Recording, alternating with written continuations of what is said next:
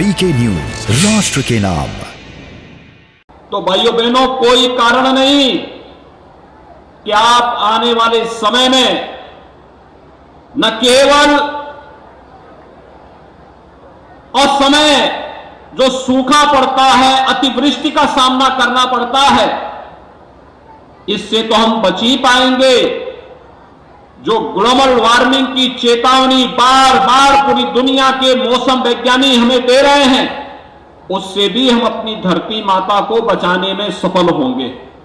और इसीलिए आज के इस अवसर पर जब वन महोत्सव के इस कार्यक्रम के साथ हम जुड़ रहे हैं, मुझे बताते हुए प्रसन्नता है क्योंकि विगत 5 वर्ष के दौरान हमारी सरकार ने प्रदेश में 100 करोड़ से अधिक वृक्षों का रोपण वन विभाग, प्रदेश सरकार के सभी विभाग और जनता जनार्दन के सहयोग से पूरे प्रदेश के अंदर किया। वन विभाग की और सभी संबंधित विभागों की जिम्मेदारी है कि जो वृक्ष लगाए गए उनका संरक्षण भी हो, वे सुरक्षित भी रहें।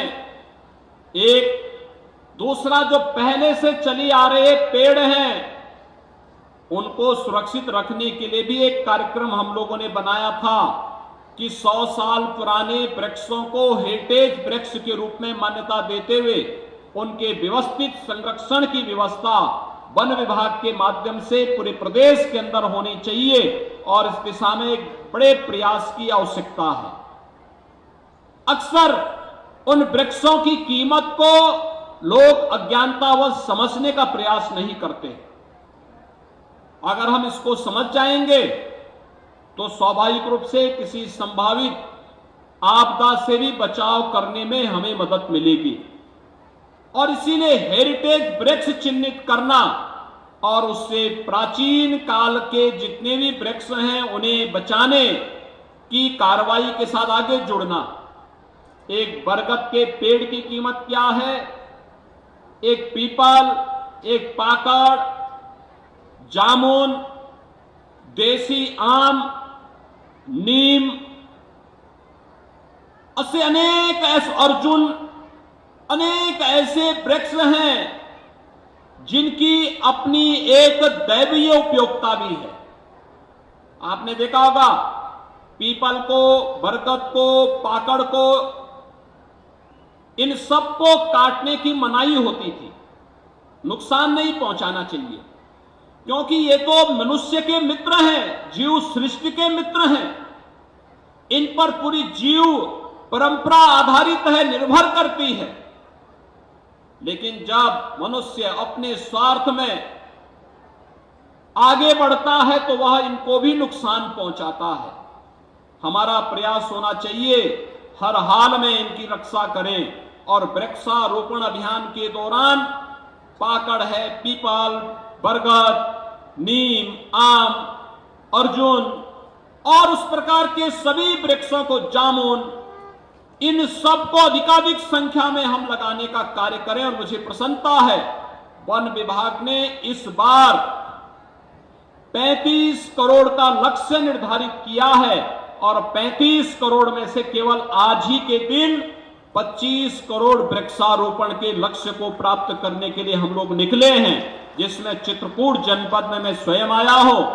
हमारे बाकी प्रदेश सरकार के सभी मंत्रीगण, सीनियर अधिकारीगण अलग अलग जनपदों में जाकर के जनप्रतिनिधिगण, ग्राम पंचायत प्रतिनिधि से लेकर के हमारे माननीय सांसद तक हर एक जनपद में वृक्षारोपण महाअभियान के साथ, वन महोत्सव अभियान के साथ जुड़ करके इस महोत्सव को सफलता की नई ऊंचाइयों तक पहुंचाने का कार्य कर रहे हैं।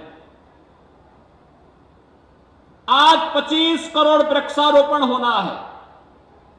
कल और परसों मिलाकर के 5 करोड़ वृक्षारोपण होगा और देश जब आजादी का अमृत महोत्सव 15 अगस्त के दिन आयोजित कर रहा होगा, उस दिन उत्तर प्रदेश के अंदर फिर 5 करोड़ वृक्षारोपण के एक बड़े लक्ष्य के साथ हम कार्य करेंगे, जिसमें हर ग्राम पंचायत में 25-25, 75-75 वृक्षारोपण के कार्यक्रम को ग्राम पंचायतों के द्वारा रोपित करने के कार्यक्रम आगे बढ़ेंगे और पूरे प्रदेश में 5 करोड़ ऐसे वृक्षारोपण के कार्यक्रम को हमें आगे बढ़ाना होगा।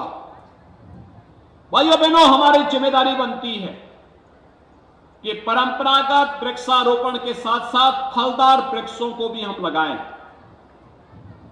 आम है, आंवला है, अमरूद है। हर गरीब घर के पास सहजन का एक एक पेड़ लग जाए तो सहजन उस परिवार के कुपोषण की समस्या का समाधान कर देगा। सहजन की सब्जी कितना प्रोटीन और विटामिन से भरपूर है। वर्ष में 2 बार आपको उसकी फली भी प्राप्त होगी और यही नहीं, उसकी पत्तियों को अगर गाय को खिलाएंगे तो गाय भी पुष्ट होगी, ज्यादा दूध देगी। लेकिन हम इस औषधि को भी आज भूल चुके हैं। 60 लाख सहजन की पौध वन विभाग ने तैयार की है और 60 लाख सहजन हम प्रदेश के अंदर फ्री में हर उस परिवार को उपलब्ध कराएंगे जो प्रधानमंत्री आवास योजना, मुख्यमंत्री आवास योजना में जिन्हें आवास मिले हैं लेकिन उन्होंने अपने घर के सामने अगर सहजन का पेड़ नहीं लगाया है तो उसे एक सहजन का पेड़ देने का कार्य भी वन विभाग इस अवसर पर करने जा रहा है। 25 यानी कुल 35 करोड़ वृक्षारोपण का लक्ष्य इस पूरे सीजन में वन विभाग ने रखा है। एक बड़ा अभियान है, जन सहभागिता इसमें आवश्यक है और मेरी आप सबसे अपील है हम एक एक वृक्ष की रक्षा का दायित्व निभाएं। और मुझे प्रसन्नता है कि मैंने यहां पर अभी एक सज्जन को यहां सम्मानित किया जो अब परिवार में उनका कोई नहीं है। उन्होंने अपना पूरा जीवन वृक्षारोपण के लिए और वृक्षों की रक्षा के लिए समर्पित किया है। अभी उनका सम्मान यहां मंच पर हुआ है।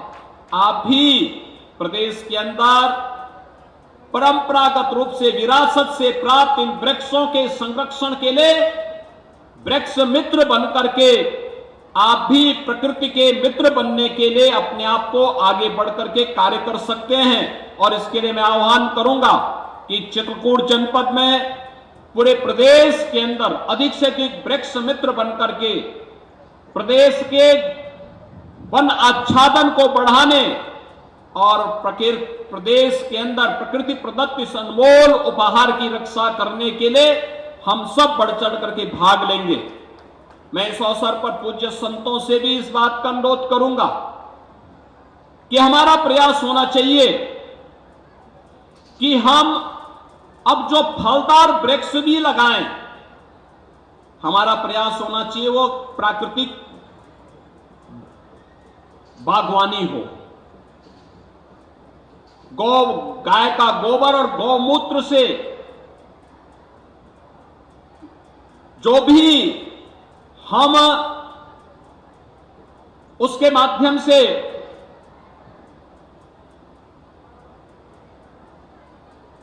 उर्वरक तैयार करते हैं, जो भी खाद तैयार करते हैं, अगर उसका इस्तेमाल हम करें तो ज्यादा अच्छा होगा। और हमारा प्रयास होना चाहिए कि जीवामृत या घनामृत जो भी इसके माध्यम से बनता है, प्राकृतिक खेती की ट्रेनिंग के कार्यक्रम को हम लोगों ने बुंदेलखंड के साथ जोड़ा है और इस वर्ष को हम लोग बजट में भी ये प्रावधान किए हैं। अब यहां पर डकैत नहीं पैदा होगा। अब भाइयों बहनों, यहां पर टाइगर यहां का जब गुर्र आएगा ना तो चित्रकूट की ओर से वह मर्यादा पुरुषोत्तम भगवान श्री राम का एक संदेश, वन संरक्षण का एक संदेश देश और दुनिया के अंदर देने में सफल होगा। मैं इस अवसर पर एक बार फिर से चित्रकूट के सभी नागरिकों को हृदय से बधाई देता हूं, अपनी शुभकामनाएं देता हूं। वन महोत्सव के लिए पूरे प्रदेश वासियों का अभिनंदन करता हूं और सबसे अपील करता हूं कि उत्तर प्रदेश के अंदर 25 करोड़ की आबादी है। और आज हमने 25 करोड़ वृक्षारोपण के लक्ष्य को भी रखा है। हर व्यक्ति स्वयं अपने परिवार के किसी व्यक्ति के नाम पर, किसी बच्चे के नाम से एक वृक्ष जरूर लगाने का कार्य करे और वृक्षारोपण के इस महाअभियान को आगे बढ़ा करके उसकी सुरक्षा करने की जिम्मेदारी भी अपने हाथों में लेगा। इस विश्वास के साथ वृक्षारोपण महाअभियान के शुभारंभ पर मैं अपनी शुभकामनाएं देता हूं। धन्यवाद। जय हिंद। जय जय श्री राम।